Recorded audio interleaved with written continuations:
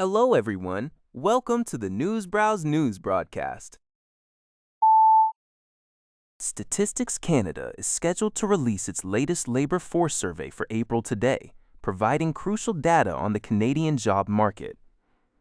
A Reuters poll of economists suggests expectations of approximately 15,000 jobs added in April, with the unemployment rate anticipated to remain steady at 6.7%.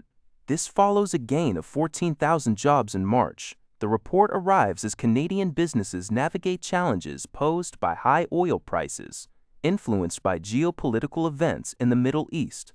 Additionally, the Bank of Canada recently maintained its policy interest rate at 2.25%, noting its close monitoring of economic responses to global factors, including the impact of the war and U.S. trade policies. This data will be vital for understanding the current economic climate. City News Everywhere. The Canadian press reports that Canadian consular officials are currently traveling to the Canary Islands to meet with 4 Canadian citizens aboard the MV Hantavirus cruise ship. This vessel has been impacted by a deadly Hantavirus outbreak, specifically the rodent-borne Andes virus. While 3 individuals with connections to the cruise are isolating at home in Ontario and Quebec and are not exhibiting symptoms, Spanish authorities are preparing to receive over 140 asymptomatic passengers and crew when the ship docks this weekend in Granadilla, Tenerife. The World Health Organization has confirmed 8 cases related to this outbreak, including 3 fatalities. However, the WHO emphasizes that hantaviruses do not spread easily between people, and therefore, a widespread epidemic is deemed unlikely. According to City News Everywhere, Air Canada is significantly reducing its summertime flight schedule to the United States. The airline announced these cuts are a direct consequence of soaring jet fuel prices and critical shortages, primarily attributed to the ongoing war in Iran and the Strait of Hormuz oil blockade.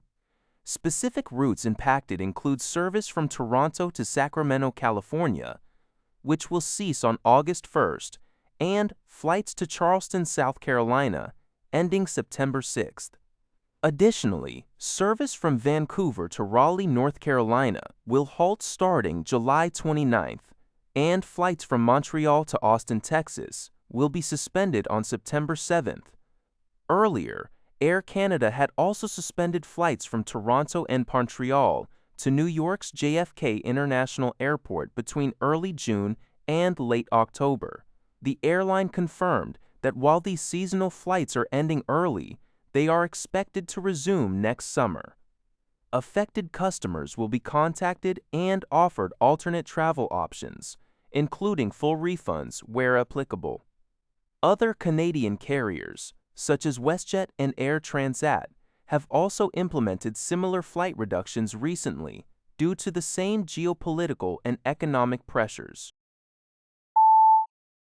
Former U.S. President Barack Obama is in Toronto today to deliver a keynote speech at a gala hosted by the Canadian think tank Canada 2020 at the Fairmont Royal York. This event marks Obama's 2nd visit to Toronto, though he made 3 official visits to Canada during his presidency, including a 2009 trip to Ottawa to meet with then Prime Minister Stephen Harper, as well as attending G8, G20, and North American Leaders Summit meetings. The keynote speech is part of Canada 2020's mission to foster policy thinking aimed at creating a more just, inclusive, and forward-thinking Canada. The Canadian press reports that the event itself is not open to media.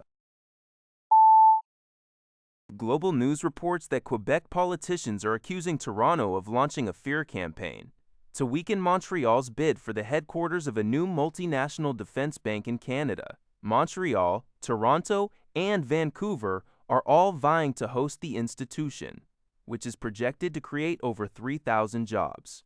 Quebec Premier Christine Frechette has emphasized Montreal's strengths in aeronautics, aerospace, and artificial intelligence. However, a report in La Presse suggests that Toronto's promoters are secretly highlighting the possibility of another Quebec referendum to portray Montreal as a less stable choice.